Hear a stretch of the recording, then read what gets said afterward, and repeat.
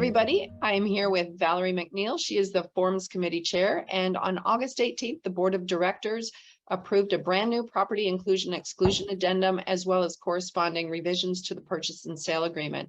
We're going to go ahead and explain them. Val, if you want to go ahead and start with the Property Inclusion-Exclusion Addendum. Hello, everyone. So our ECAR Forms Committee has been very hard at work, and we've created an exclusion addendum. We've researched for the last 6 months other forms that are out there that our members have been using, and we've taken the best combination of those forms to create our very own. So you'll see that there are personal property items and fixtures on our form. This addendum replaces any other listing of property or fixtures in the MLS, and no value is attributed to any property or fixtures included in the sale unless otherwise noted below. These items will be in working condition on the day of closing. So we did a section of interior items, appliances, and exterior items.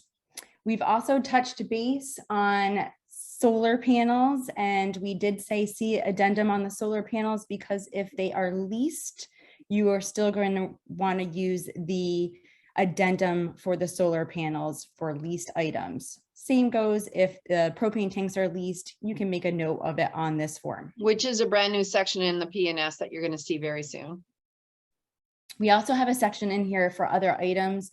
And that's if for some reason there's a strange item that we didn't touch base on, you can specifically have your seller write in the other items that they are either going to exclude or include.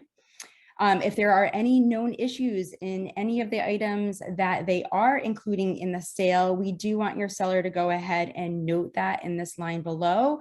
We're talking specifically if the refrigerator works really well, but their ice maker is broken, they are going to want to note that on this form. And then if there's additional seller comments, such as if they have 3 chandeliers in this house and 2 of them are definitely going to stay, but 1 they have to take with them because it used to belong to their grandmother. This is where they're going to put that information that very specifically the chandelier in the dining room is not going to stay with the home. Then the sellers are going to go ahead and sign this form as they normally would. And then the buyer has the right to obviously inspect the form.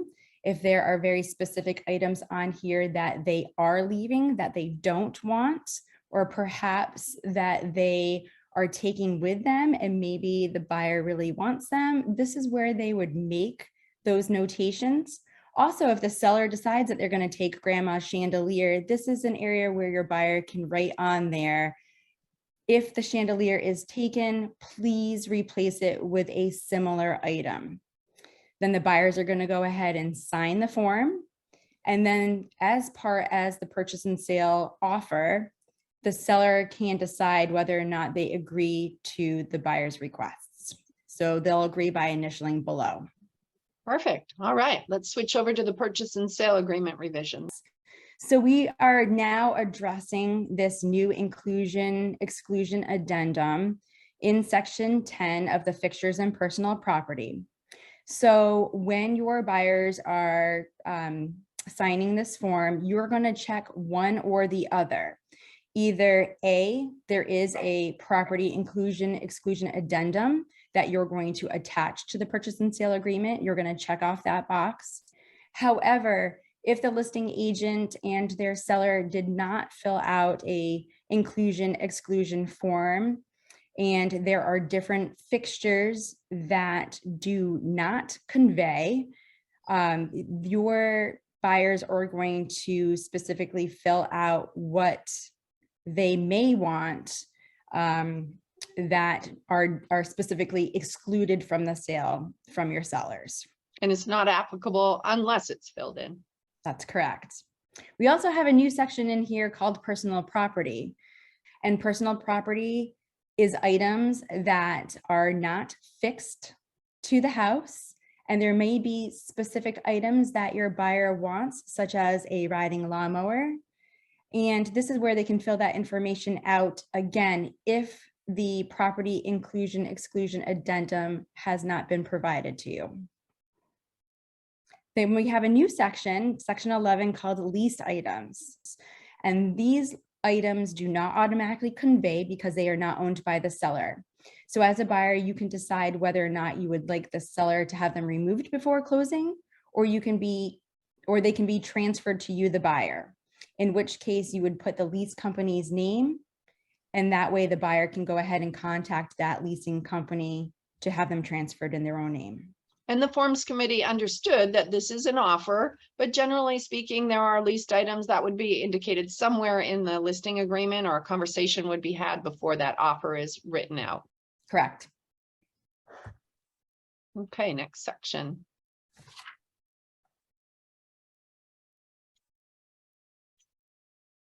So in section 14, when you have your inspections and tests, we have removed the cost of the wood destroying organism inspection for VA buyers. The reason why we removed this is because the VA no longer makes it a requirement in Connecticut that the sellers pay for this test.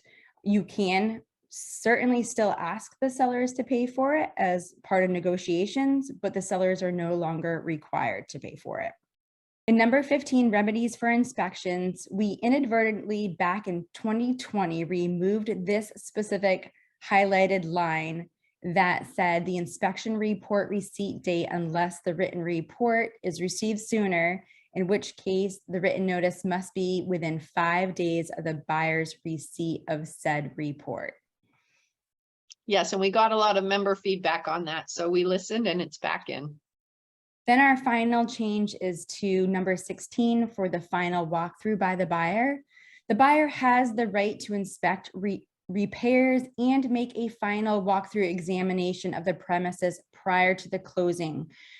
That very first line item is very important. The reason why we put that in is if the seller had to make any repairs based on the remedy for repair, the buyers do have a right to inspect those repairs prior to the final walkthrough to make sure that it does not cause any delays at closing. We've also added line item numbers. Number 1, made any repairs required by this agreement. They have the right to see if they replaced or remedied any removed fixtures, and that would be discussed most likely in the inclusion-exclusion. If you are going to remove a chandelier, you need to replace it however it was agreed by you and the buyer. And 3, have they met all contractual obligations? So again, in the remedy for repair, did they repair everything that was discussed and agreed upon? Did they remove any items that were discussed and agreed upon, etc.? If the buyer fails to conduct this walkthrough examination, the seller's repair and maintenance obligations will be deemed satisfied, and the buyer shall be deemed to have accepted the premises in its current condition. And the seller will provide access to the working utilities for the buyer's final walkthrough examination. Okay, that's it, Val. Thank you. That explains our brand new form, the Inclusion-Exclusion Addendum, as well as these corresponding revisions and a couple other minor tweaks. We have great forms. That's it for now. If you have any questions, you can call Val. She is the Forms Committee Chair. You can call our office. In the meantime, thanks for being an ECAR member. Thank you.